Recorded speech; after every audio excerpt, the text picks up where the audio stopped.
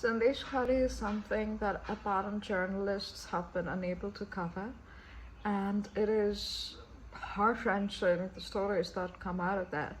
But Bengal and these areas are not unused to it. Even Siraj-ud-Dawla was very well known as an extremely perverted ruler who essentially used to attack specifically Hindu women and daughters of landlords and carry them off.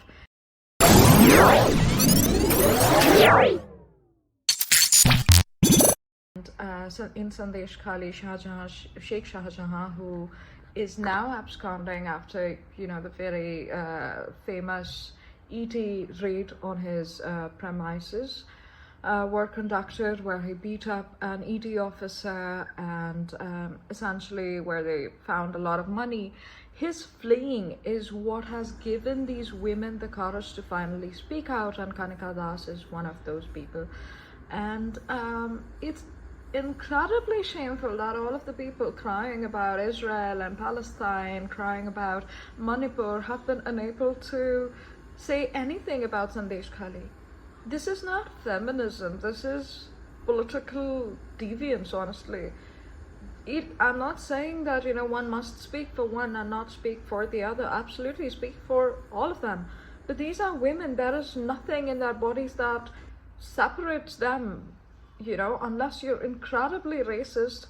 Sandeshkhali needs to have a much louder outrage about it. Mainstream media is not something that is really allowed to cover Bengal with any amount of honesty, because if you do so, the government will put you in jail. Professor Mohapatra had been in jail for years because he drew a cartoon that essentially made fun of the current Chief Minister Mamata Banerjee years ago, and the kind of sexual violence, the sexual crimes that have been committed against women is something that needs to be discussed. And you cannot say that, oh, President's rule needs to be imposed. This is some sort of label that you've come across and you don't know how it's actually imposed. After President's rule is imposed, 6 months later there needs to be an election. If you don't remember 2021, the post-election violence ensures that people vote for a certain party. This is not going to allow the central government to do anything within 6 months. It's not possible. Within 6 months, there needs to be a legitimate election with legitimate win for the central government. Do you think that's likely that a party without any, with a reasonable base but not a winning base, wins an election in 6 months?